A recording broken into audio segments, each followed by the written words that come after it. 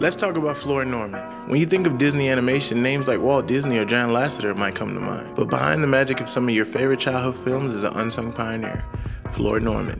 The first black animator at Disney, Norman has had a career spanning over 6 decades, shaping the world of animation in ways most people don't even realize. Born in Santa Barbara, California in 1935, Norman fell in love with cartoons at an early age. He was inspired by the work of Disney and Warner Brothers, but unlike most kids, he didn't just want to watch cartoons.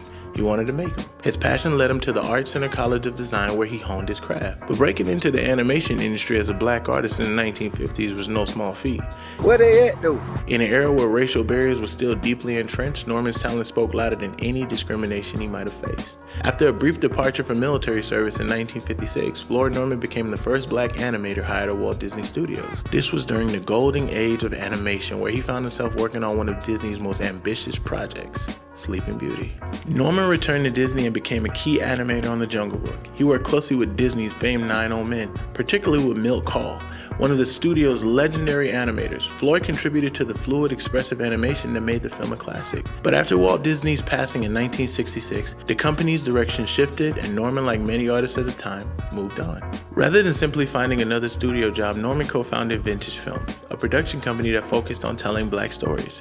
One of their most notable projects was an educational film on black history featuring Ruby Bridges, the first black child to integrate into an all-white school in New Orleans. At a time when mainstream Hollywood barely acknowledged black experiences, Norman was pushing for representation behind the scenes. Despite stepping away from Disney, Norman's career didn't slow down. He worked at Hanna-Barbera, contributing to classics like The Smurfs, Scooby Doo, and Captain Caveman. And in the 1990s, he was called back to Disney to help with The Hunchback of Notre Dame and Mulan.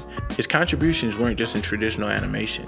He also worked with Pixar, serving as a story artist on Toy Story 2, helping shape one of the most beloved sequels in animation history. Even in his late 80s, Floyd Norman never officially retired. He continues to mentor young animators, advocate for diversity in animation, and share his vast knowledge of the industry.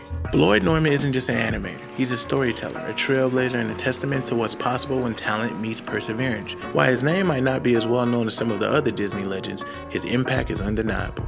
He's opened doors for future generations of black artists in animation and proved that great storytelling belongs to everyone. So the next time you watch The Jungle Book, Toy Story 2, or even Scooby Doo, remember the man who helped bring these worlds to life. We thank you, Floyd Norman.